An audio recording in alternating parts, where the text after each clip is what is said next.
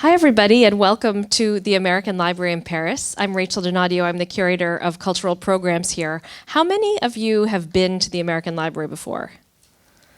Great. And to the newcomers, welcome. We are the largest English language lending library on the European continent, and we are a place for meaningful human conversation and poetry, as this tonight. It's a great pleasure to welcome Sasha Debevec-McKenney and Oluwaseun Olayiwola, a writer and researcher Emma Gomis.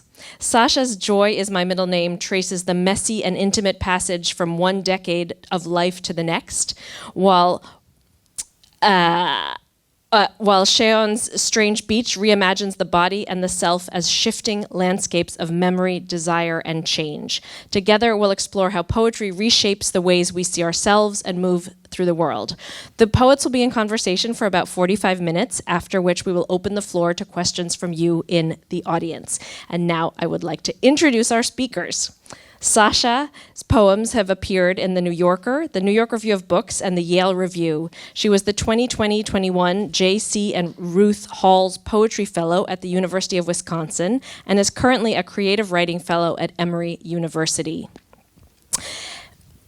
And Oluwaseun is a poet, critic, choreographer, and performer. He has been published by The Guardian, The Poetry Review, PN Review, Oxford Poetry, The Telegraph, and The Times Literary Supplement. His choreographic work has been presented at the V&A, The Place, the Central School of Ballet, and Studio Voltaire.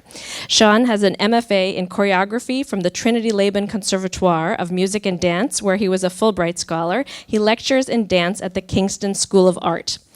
And finally, I have to apologize for the slight damage I did to your name. I thought it was okay. The damage. It was pretty good damage. Emma Gomis is a Catalan-American writer and researcher. Her book Recupera was published by the 87 Press in February. She has published 4 pamphlets of poetry, 2 of which were co-written with Anne Waldman. She is co-editor of New Weathers, Night Boat Books, and Manifold, a journal of experimental criticism. In 2020, she was selected by Patricia Spears as the Poetry Project's Brannon Prize winner. She holds an MFA in creative writing from the Jack Kerouac School and a PhD from the University of Cambridge in contemporary feminist art writing. Please join me in giving them a very big round of applause.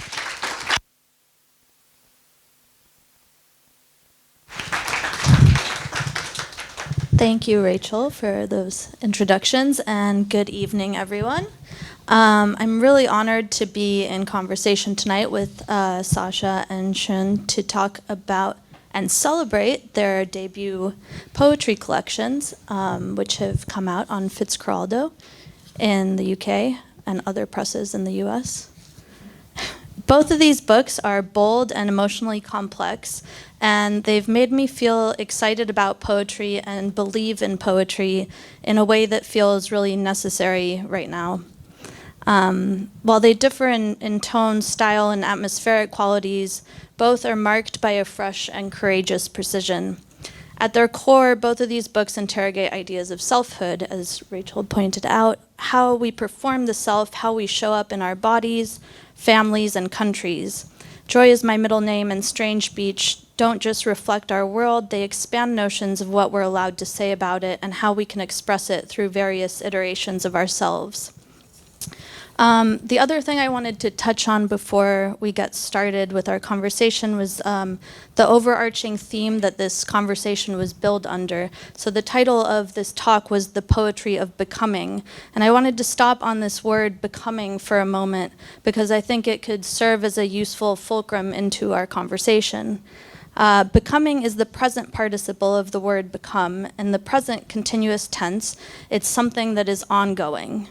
In a way, becoming mirrors the structure and spirit of poetry itself. Poetry thrives on this kind of movement.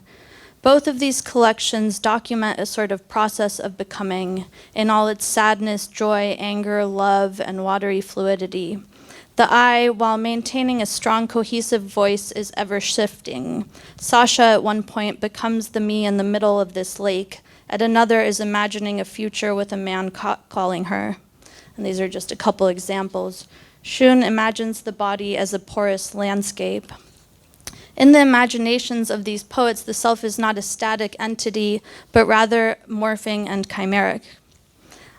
So with these kind of concepts in mind, I wanted to ask each of you to read a poem that might introduce us to your idiosyncratic voices and emotional landscapes. Hi, I'm Sasha. Thanks for having us here. I'm so happy to be here. Thank you. Okay, I'll read a poem from my book. I was going to read one, but now I'm like, I'll read a different one, I think. Okay. This is called At 33, since we're talking about becoming. Okay.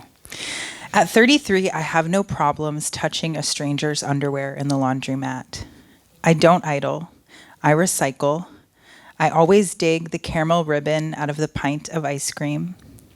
I know what's coming for me, which is why I try not to judge my friends for their small bladders. Once a week, someone stops me on the street to say, "You're so pretty," and it's not enough. I'm only willing to drive 8 miles over the speed limit. I get a little lonely when I pull my car into my driveway and see my car's not there. My biggest ick is littering. I've only slept with one girl. She looked exactly like me. My body is an optical illusion. My hometown was founded in 1633. I still want a baby. My relationship with alcohol is no more complicated than my relationship with any other substance in the universe. I could go find someone to sleep with at the bar, but I already have that t-shirt. The man who helped me move my dresser out of the estate sale said he could tell by my sweat that my organs were working correctly. I don't want to date anyone whose family came over on the Mayflower again. On Sundays, I purchase an expensive decaf latte and go on a 3-hour walk. I want to be taken care of, and I need to be kissed. I did a foot peel and peeled all the dead skin off my feet. So if we meet, my feet will feel so smooth and so brand new.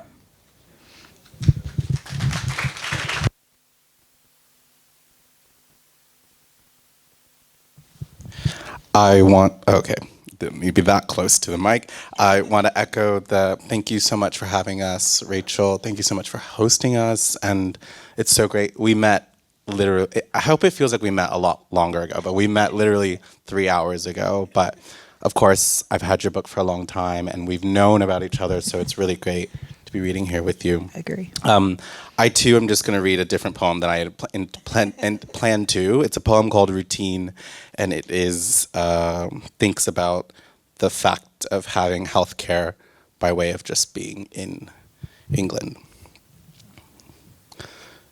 Routine. You should recognize me. The questionless vista, a geography of borders declining, collapse, instant shock. In decline, I am drying sweat. Call me unfamiliar blister, white blood cell party of rise and scar. Expired ointment to treat. I am a feared life, an unencumbered promise tracing a gold nail down the spine. A skylight at the doctor's office radiates through an octagonal roof. What inquiry do we die for? The ears of the mouth are where? Think of sickness as a smaller life trying to escape and take you prisoner as courtesy. A friend is investigative, asks earnestly in her dog voice, what is it about England? Its 1,000-year bell ring, its bronze cast, its ear punch, I say, as if answers have ever contained correctitude. Healthcare. I mean, Alpha and Omega, the eternal promise pact of religion, the situation and unexamined lump in the psyche. Are you malignant, born badly? I'm an injury you woke up with, you saw coming. My country, a worn ligament. Hope, a money I can't afford. Pray nimbly as if we're given 9 lives. A child with an accent I wish I could mute opens his mouth and his mother cares, pills she's shaking in her expensive manicure. Little things, Can they not be made perfect? The doctor, merchant of minutes, how many bushels will keep me in this dimension? How quick we find our relation to disappearance. She's good at her job of elongating. I hustle the improvised monologue of my ailments in her direction. She is the listening kind, hears flags in my voice. I can't say I'm scared of dying. Will this rash go away? Must be good enough. She clicks a button on my existence. Lay on your side so I can glove the problem. If you get your hands in a thing, don't let go.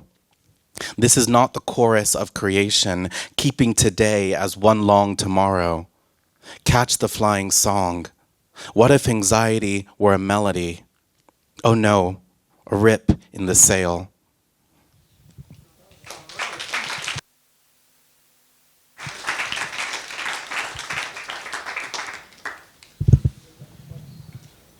Wow. There's so much in both of those poems. I feel like I'm thinking in a million different directions. But I think that all the thoughts that are coming up will come through as we move through this conversation. So maybe where we could start would be a more general question about process and how these collections came to be collections. So was there a beginning, a first event or thought or moment where you thought this is a project or this is a collection? How did it come alive?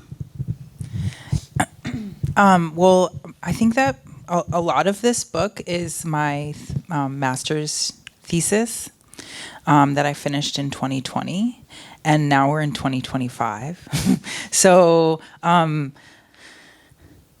basically had my thesis, which was all poems about Lyndon Johnson, unfortunately. And because that's what I was really obsessed with. And I've been obsessed with American presidents like my whole life since I was a little girl.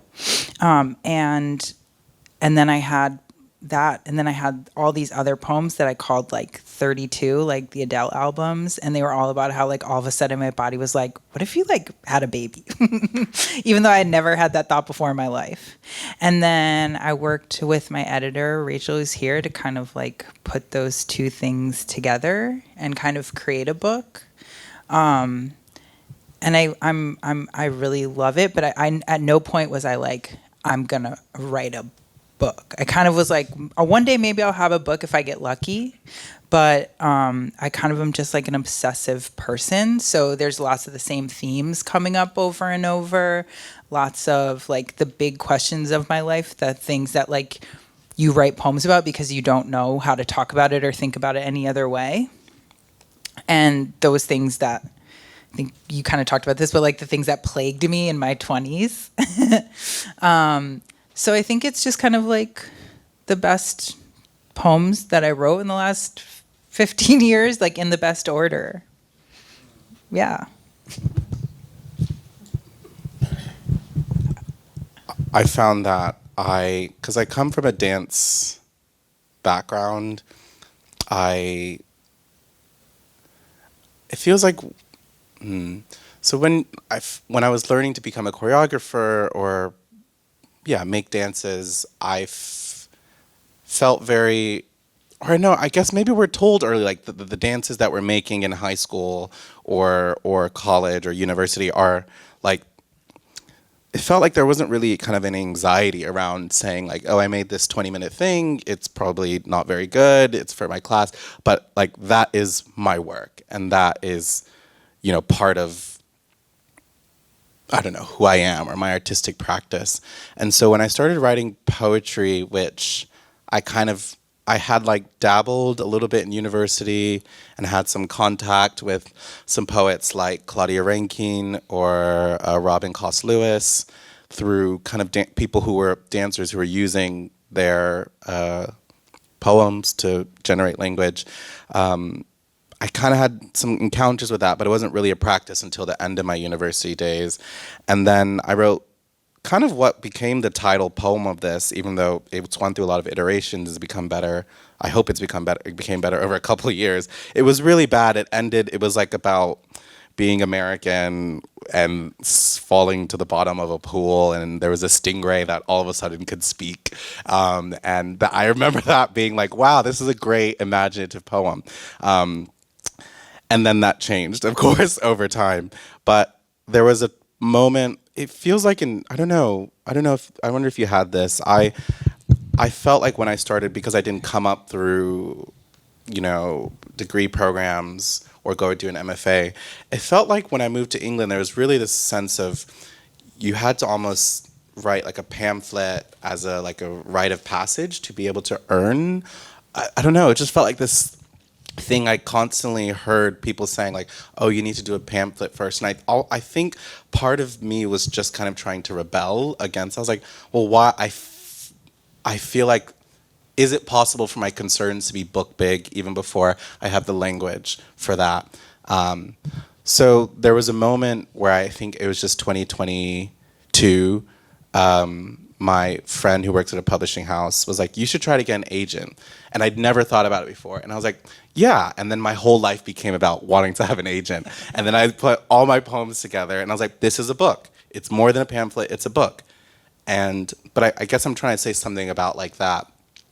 I think having done choreography gave me the permission to just say, this can be a book at its current kind of mere feeble, more feeble stage that it was in 2022. But I just had poems and I just put them together, and then I saw that there was something there. That was a long answer. Yeah.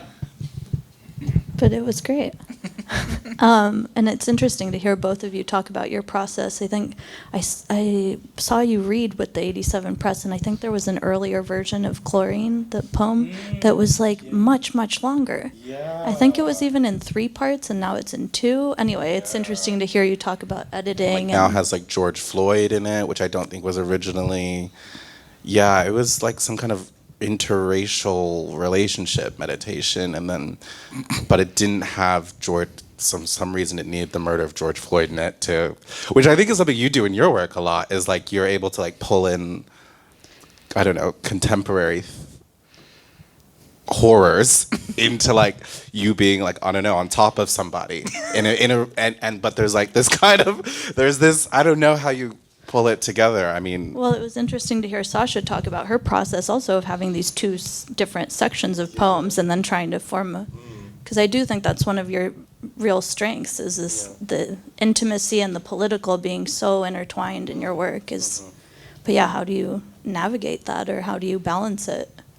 Yeah, I mean, I feel like I write about what is interesting to me and what I see, and I really love, obviously, Frank O'Hara. He's like one of my favorite poets of all time, and you really feel like you're like on a journey with him, and he's like seeing stuff and pulling it in, and like I think that I teach a little bit, and my students are always like, is it okay that like I put Spider-Man in this poem about whatever? And I'm like, yeah, like it's your poem, you can do whatever you want, like you're the connecting thing, like it doesn't all have to be about one thing. And I feel like I write poems because it helps me process things, and I'm writing about stuff that I don't have the answer to and things that confuse me, and like if I could write about it in a poem, I could kind of like have control over it and I can make it a box.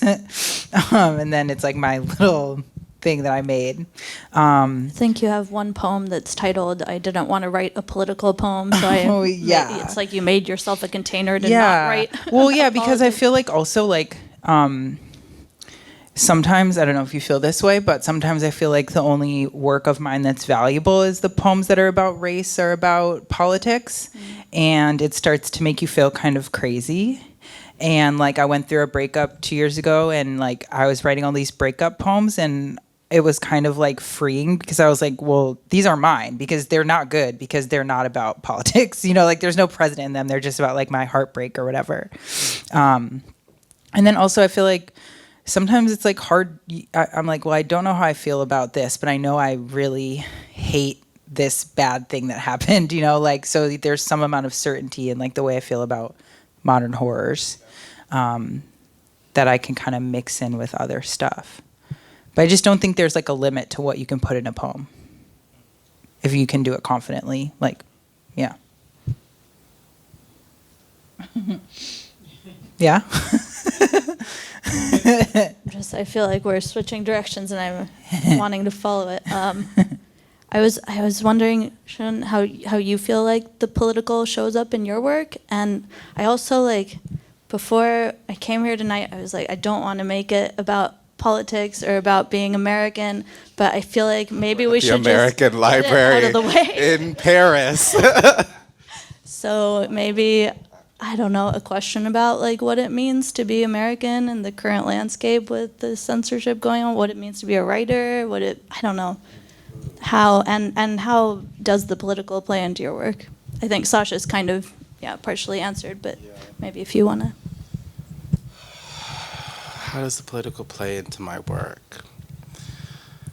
Maybe the way to come at this question is to think about the parts that feel like directly, I suppose, political.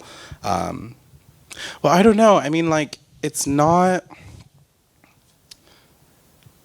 Maybe I'll actually go to talk about dance. I just submitted a grant application a couple days ago, not a couple days ago, yesterday, and it's all of this like conceptual, abstract thinking, and at the end of it, I was like, okay, but this is like an organization in England, and they really want to make sure that they're doing some kind of like corrective.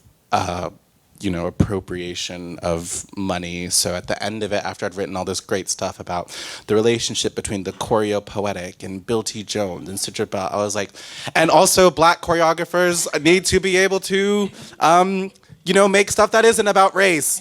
And so this is that, and I guess I'm bringing that up to say, like, I feel.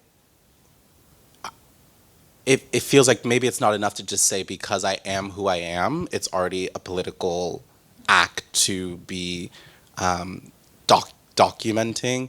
I've been listening to a lot. I've been reading Edouard Louis, and do y'all know Edouard Louis?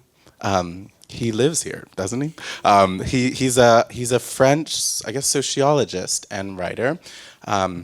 He's written like 11 books. He's 32 or something, and I was listening to a talk he did at the Louisiana Literature Festival.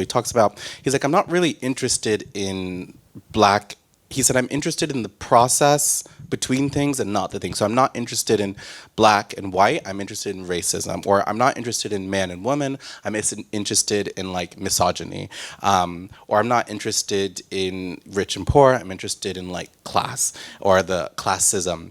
And I felt really moved by that answer because I feel like that is how I contend with the political, or even going back to this poem Chlorine, which is a poem in which this kind of lyric water poem that's interrupted by this moment when my ex came home and was laughing that his friend has sent him the word nigger on his WhatsApp. And for me, I don't know if it's not political just because I write about it, but there's something about documenting that process, how you can go from lyric to the very domestic process of racism, and the process of racism in that moment is his ability to come home laughing, feeling as if this is a funny thing that I would also enjoy, because that's why he's repeating it to me. And that is like a process of time. That is something that he's been acculturated to, and also that's a way he thinks of me as someone who would enjoy that kind of humor. And so this is my way of trying to, I guess, get around this answer of the political. I think it has to do with, I guess maybe I'm not so interested in saying, oh, I'm black and my ex was Spanish and, there's this differential between us, but rather documenting this process, which I hope balloons out into kind of other, I hope balloons out into perhaps not a statement about what race is, but just document this is how racism could look. And I don't know if it's political to just like describe that, which is so much of what a poem does. Do you feel that? Like describing what happened to you, is that like enough? I don't know. I definitely don't think of myself as like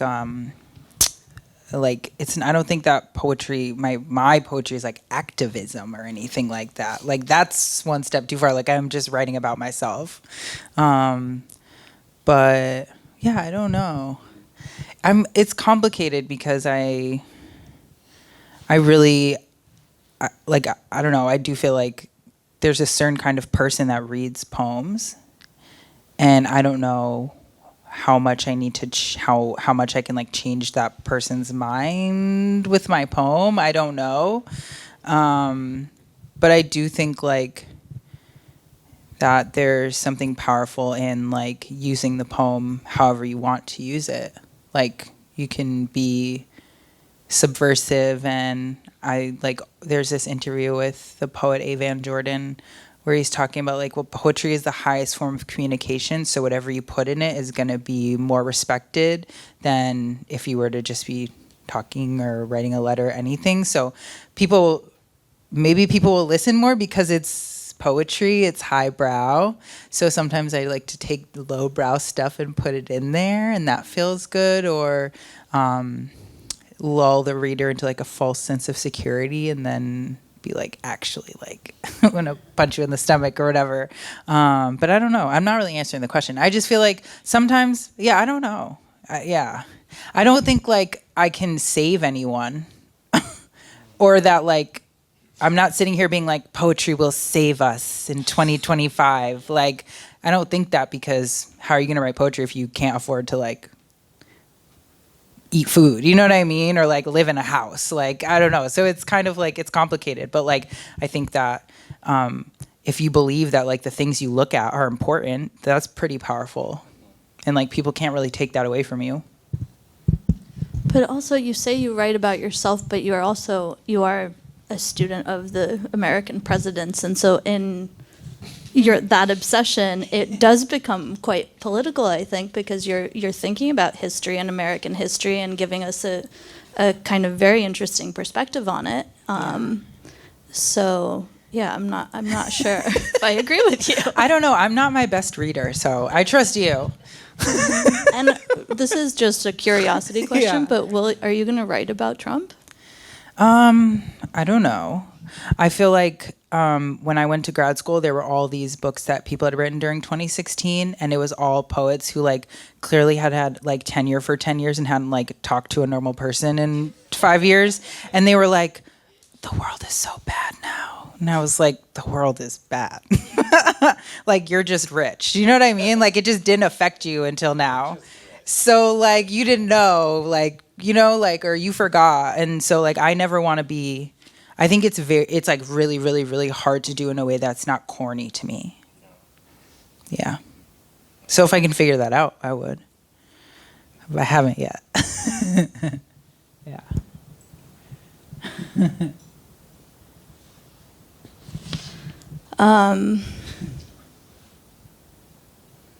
I want to move on to a different topic before I get too stuck in the in the political thing. But I'm also wondering if you would maybe read the chlorine poem for us, just because we've talked about it so much. Sure.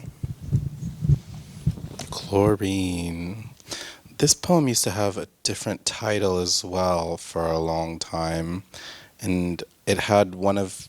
I've never really been in a workshop with multiple poets, but it had. I remember I had this line in it. I think maybe we edited it out. Rachel edited it out.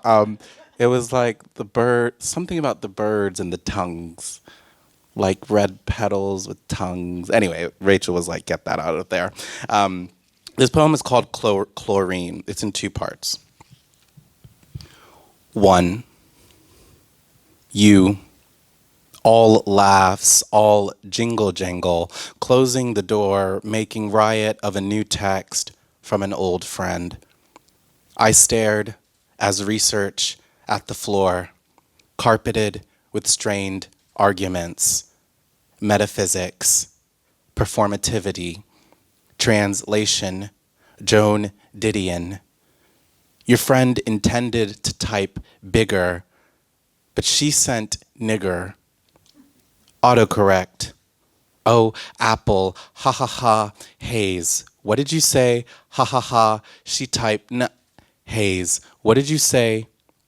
My breath running wingless, desires, questions waiting like clocks without markers. Cerulean love, I thought it was this, and it was. The early paradise of subjection, the scene, the unchosen drapes of bone stripping white under white, the white under black, brown, loudnesses I didn't hear, the soul fissuring that wants to be summarized, to be remembered as intangible, therefore fragile, an inverted balloon, or encrusted with the hard stone of dailiness, weak at the knees like theory. 2 days earlier, George Floyd. We wanted to protest. We didn't. You were ill. I excused it. You came home laughing. I excused it. Perspective ran its tap. We were unrecommendable, were just media, actors whom history worked through its writer's block with. I loved you. I excused it. My vision was blurry. My contacts were in too long, too long. I ran out. The cost of being visible is being visible.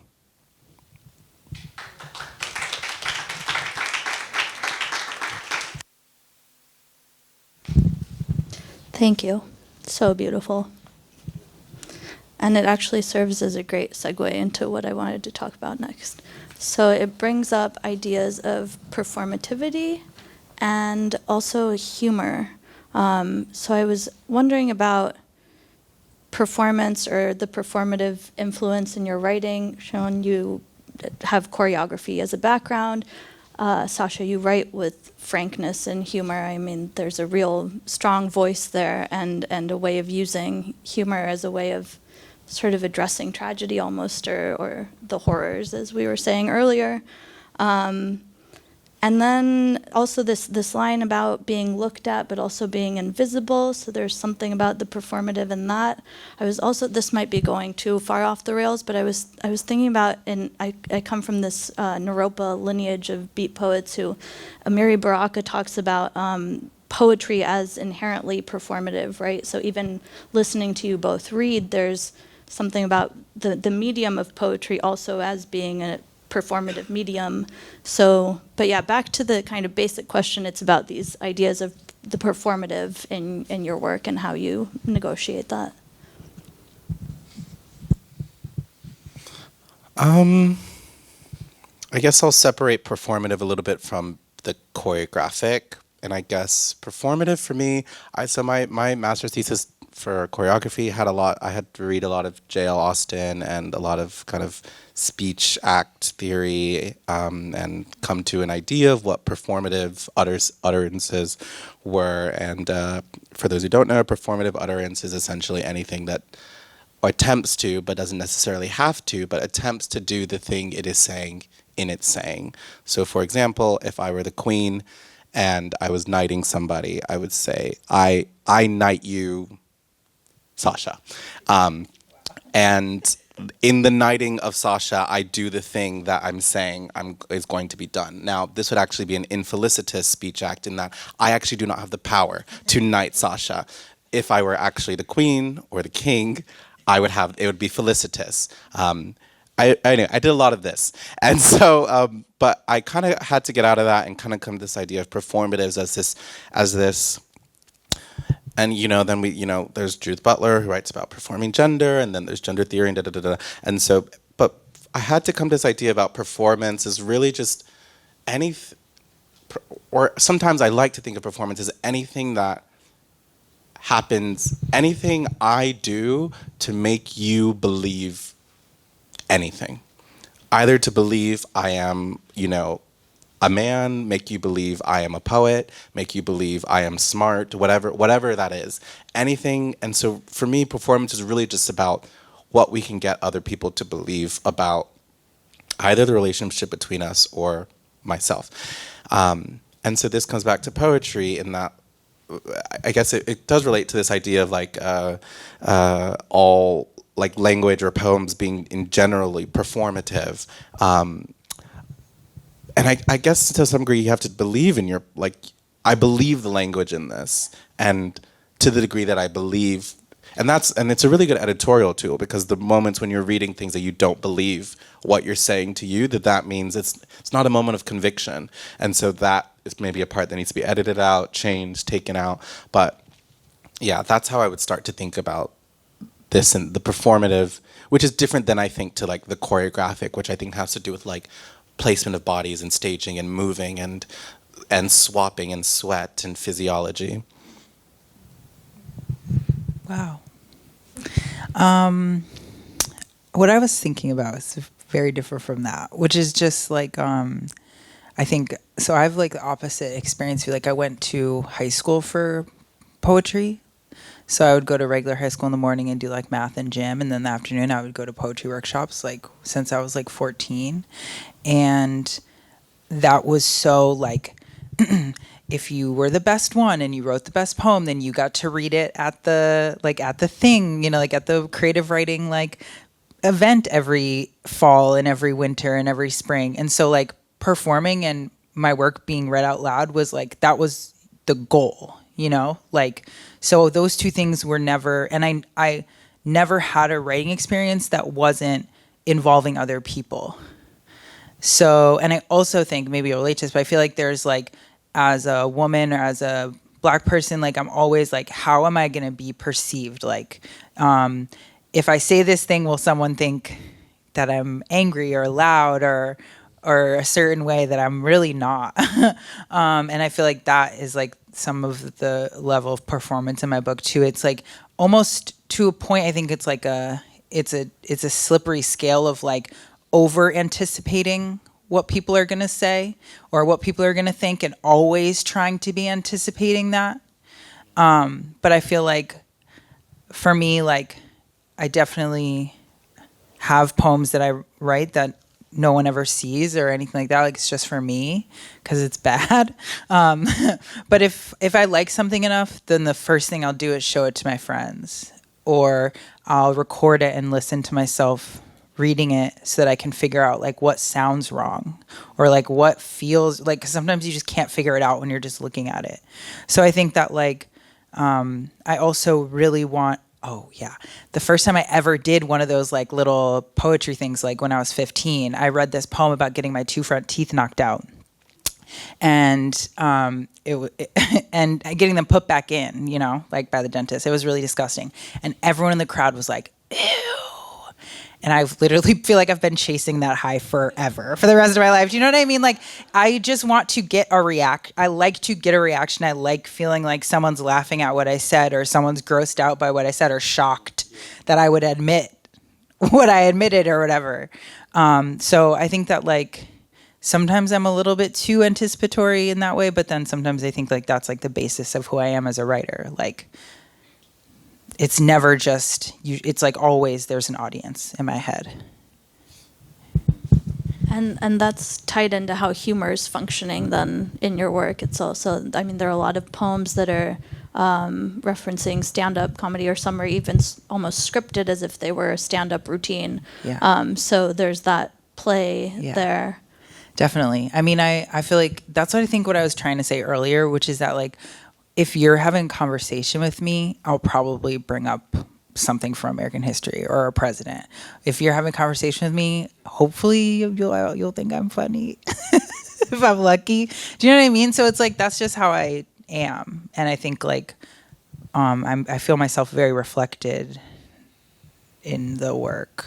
Like there's lots of lies. Like a lot of this stuff is not true, or it's falsified, or it's like emotionally true, but and not really true. But yeah, I don't know how to, like, I love poems because they can be really, really sad and really, really funny back to back. Like, I don't know, like it's like the thing about like laughing at a funeral, you know, where you're just like so uncomfortable you don't know what to do. Like, though that's a real human experience. So to have a poem that's like one emotion, or you can just sum it up and say like it's this thing. If you can sum up a poem in like 4 words with one emotion, like it's probably not that good of a poem, you know. Like it has to be multi-layered and stuff. And like I want to be listened to. Like I want attention. I want people to like to listen to me and to understand me. And so like I know that people, if they're laughing, they're like more comfortable. Yeah. And then you can say something fucked up in there or whatever. Yeah. Those are my favorite ones of your poems, I think. The what is it called? The one that's horizontal. Yeah. I don't have a racist bone in my body, I think. There's some where you really say some horrible things, but the way that you use satire or humor makes it like palatable, or like you're okay with it. Yeah. You can stomach it. Yeah, exactly. I mean, like you have to. Yeah. That you have to, and or that's else. kind of how life is. Yeah, exactly. Yeah, totally. So yeah. I have a good segue from this, but I was wondering if you'd like to answer the humor prompt at all, Sean, because I also think your work has moments of humor in it. I'm thinking of the man, my mother raised a normal man. I'm so glad you think that's funny, because that's the only part of my book I was like, this is meant to make someone laugh. That made me laugh. What Emma's referring to is the title of the poem is My Mother Raised a Normal Man, and then the first line is then me, which is okay, thanks. It's because I have an older brother, and I was like, oh, that's so clever. It's something I feel like I'm a generally funny person outside of writing, where we were talking about signs earlier. I'm a Gemini, and I feel like I do have a very kind of irreverent, laughy, jokey, nothing matters. But this could also be like my position at the as a zillennial, apparently, who is someone who's like Gen Z and millennial, and I think that helps me balance like a very kind of serious, almost stalwartness, but with also like a kind of nothing matters, everything's gonna end anyway. But I haven't figured out yet how to be like super funny. I think it's a really hard thing to do. It is. I can't do it either. You do it pretty well. Oh yeah, I didn't have friends in high school though. Right. Okay. Which is like what I you literally need. just like sat in my room and like watched weird stand-up comedy. Yeah. Okay. And like listened to directors' commentaries on movies. Like yeah. Have you ever done stand-up comedy? No. Okay. I've read poems at a stand-up show once. That was fun. Yeah. Sorry, I'm just picturing. I'm picturing like everyone. You have like, to- woo, and you go like. You have to pick well for the like for the room, but yeah, I don't remember what I was saying, but yeah, I think it's I think I talk about this a little in the book. There's the first poem in the book is like Cento, which is like 100 found lines, and it's all lines from like different stand-up comedians, and I kind of just feel like it's really like the same principle of like surprising your audience and getting a reaction out of them, and it's like the things I like about stand-up and like storytelling in stand-up are the things that I like about my poems, you know? Like you're like, oh, right when you forgot about that thing, they bring it back, you know? And there's like a pattern and a rhythm, and they're messing with it and withholding it, and you know what I mean? Like they're very similar to me. Yeah. I would do stand-up one day, but I think it's kind of lame. I don't know. But we never know. I almost feel like you were like projecting a version of yourself though in the book where you are. Yeah, totally. Thank you. The segue I thought we could pick up on from what you were saying before was about the confessional. You said something about how some of what you write in the book isn't true. And I'm very interested in this because it relates to my own writing work, but I'm interested in this sort of, I mean, what is confessional poetry? You also mentioned Sylvia Plath, I think, at one point. So I'm wondering if you think about, yeah, you do. Okay. So what you Oh, think yeah. about confessional poetry, About- yeah.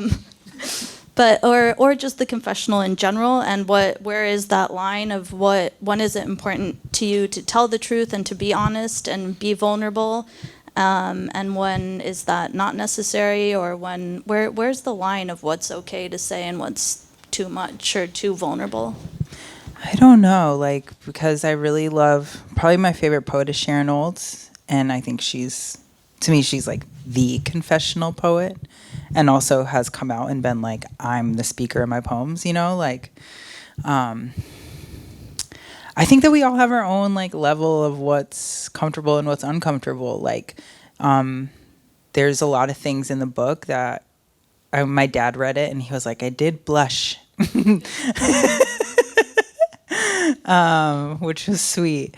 But like, there's things that I think that are in your book that I wouldn't admit. Like I just have different levels of comfortability. It's like, well, you can know about this stuff I did when I was drunk when I was 25. Like that wasn't me. Like, you know what I mean? I forgive myself for that. That's fine. But like, there's a poem in the book that like whenever when I do readings, I'll usually read like more like funny poems, because reading the more serious poems is really difficult for me to do. Like I really don't like it, and it feels too vulnerable just because I'm just like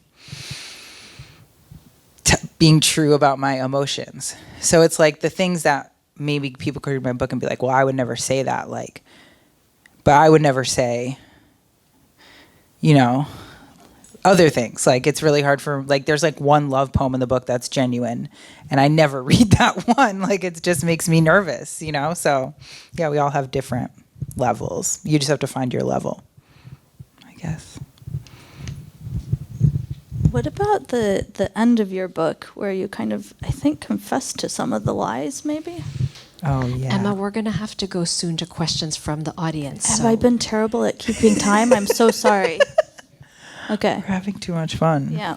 Yeah, there's like just quickly, there's like 15 pages at the end of the book that are just kind of like extra facts. Because I really was, like I said, obsessed with Lyndon Johnson. So I was reading all these LBJ biographies by Robert Caro, and they're like 1,000 pages long. And the last like 150 pages is like the notes section where like clearly his editor was like, you have to cut that. And he was like, yeah, I'll cut it. Then just put it in the back.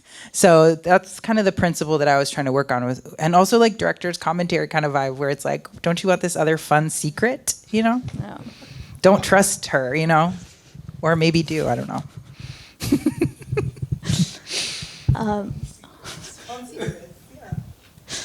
Is it okay if we give Sean the chance to answer and then We can go to questions. we'll go to questions? Or We can go to questions now. okay. Can we have a big round of applause first? I don't mind.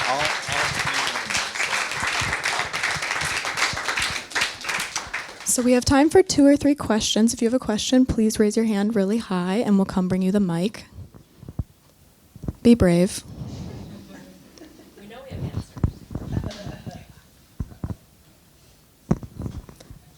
Should I? Okay.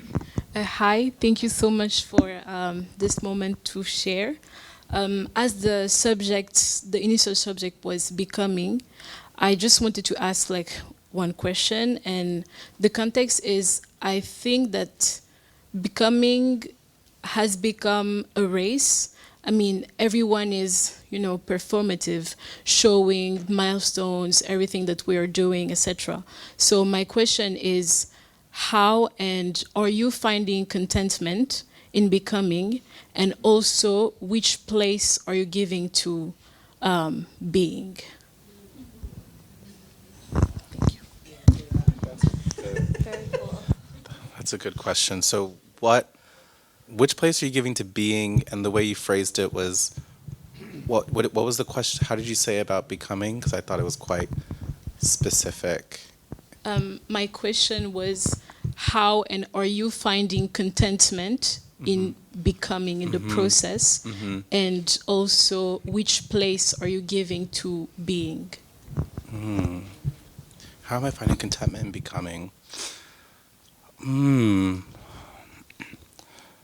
Yeah, so I would start by answering that, I suppose, by thinking about the word becoming, which is a process. And am I able to find contentment in the process, in a kind of process that's continually going, which already kind of has counter kind of veiling energies, right? To like kind of stop oneself and acknowledge that one is at a place of contentment while also acknowledging that one is still in that continuing. So this is me just trying to like come to terms with what it is that you're asking.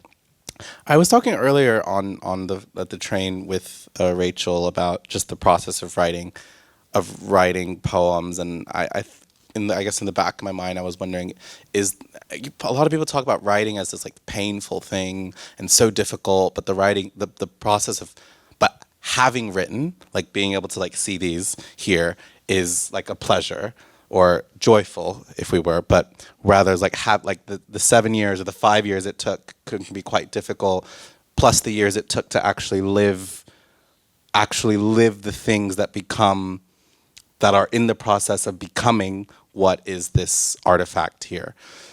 So how am I finding contentment in becoming?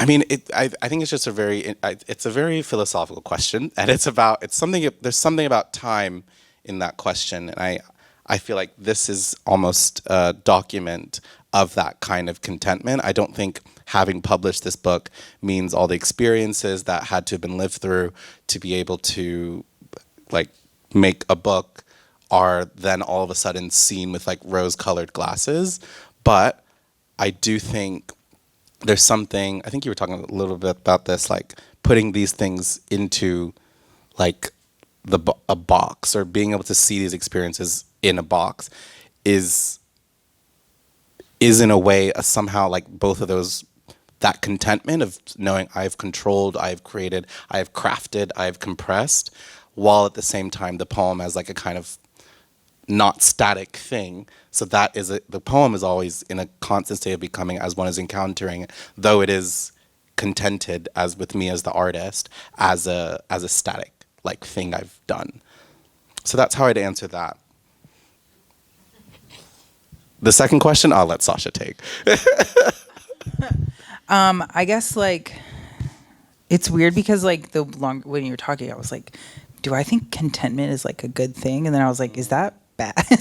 Should I be even like, I don't know. I feel like I try to be nicer to myself now than I was before, and try to, but like 3 years ago, like, or whatever, 4 years ago, I never would have even like gotten on a plane to come over here because I would be too scared, you know, like, and I just was like, yeah, I'm gonna do this thing, you know, like, and I do think like there's contentment. There's like, I'm gonna like have a nice mattress, like, you know what I mean? Like, I'm gonna buy the organic tomatoes. Like, I'm a good person. Like, I deserve nice things. And then also like putting yourself in places where you're gonna be challenged so that you don't get too content. But I feel like I'm always like in conflict with those things. It's like as soon as I get comfortable, I'm like, is this allowed? Like, is this okay? You know? And so I think I'm always going to be like trying to figure out like what does being look like and what does contentment look like for me, and like how can I do that in like a healthy way that's also like good for me as an artist? I don't know. I want to try and figure it out. Yeah. Tough question. We have time for one more question.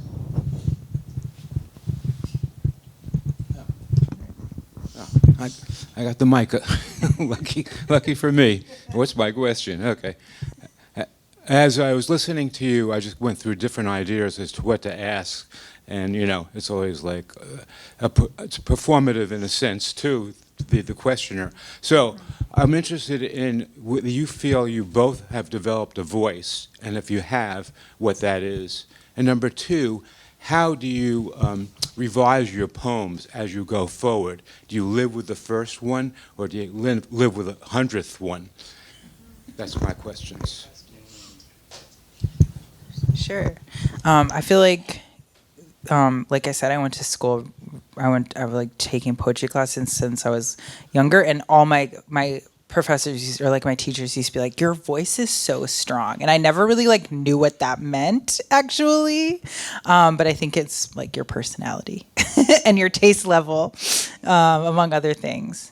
But so I don't know, I feel like, and it can't, this is go back to your, I just like, it can't stay the same, you know, like there's, this book has poems I wrote when I was 26 and poems I wrote when I was 33, like, and I can hear differences in them, even if other people can't. And like, but for me, revision, like I said, like I will like, I write a poem in Microsoft Word on the computer. Okay. Then it's stagnant and it can't escape the computer.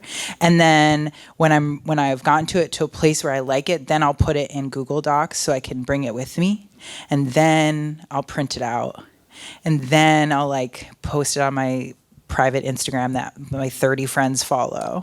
And then if they like it, and you know what it is, like thing where it's like the second you show a poem to someone else, you can just see all the holes in it, you know? So then I'll go back to revising it. It's just like not so closer to the 100th. But like we're getting from the first to like the 40th draft in like 72 hours. Like it's all I care about. And then I'm bored and I'm like, okay, I'm done. And then you go back and look at it 6 months later and you're like, that was so good. Or you're like, I missed. Yeah, that's it broadly. I have the same experience of when you put it away and look at it 6 months later, it's quite clear whether it's salvageable or not. In terms of voice, I just think, I don't know if anybody here likes Billy Collins. I do. Oh, you. Perfect. I you do. know him? I've read many poems to every thing that he's had for free on the internet. Have you listened to his masterclass on Masterclass? Well, he said on the Instagram ads that Instagram forces me to watch. He has said something, I was like, that sounds right. He said, your voice is just made up of the people on your shelf. And it's not just the people, but I guess it's the people you constantly pull off the shelf, and you're like asking for a kind of instruction from them on how you might go forward, which I think, and there's a difference between voice and like tone as well, though they're very linked, and like tone is maybe more like a kind of like cultural, it's actually measured by what is different than like the cultural production at the moment, whereas voice is like, as you're saying, kind of like a personality thing. But I do think my poet personality is constructed of the people who I pull off my shelf all the time, who are poets, not like Billy Collins, unfortunately, but like Jory Graham, Louise Glick, Carl Phillips, Morgan Parker,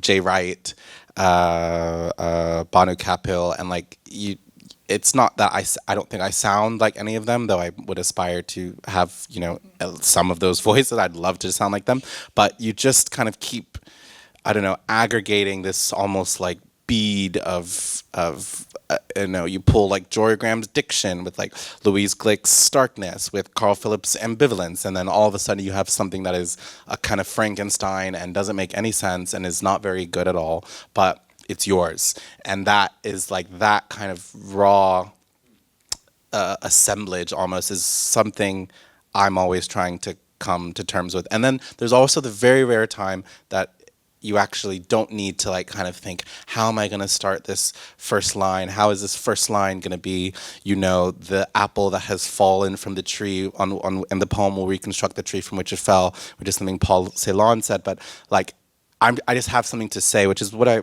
admire so much about Sasha's poems. It's just like, you don't have to do, I do a lot of like calculus in my head, and that is how my first lines kind of come.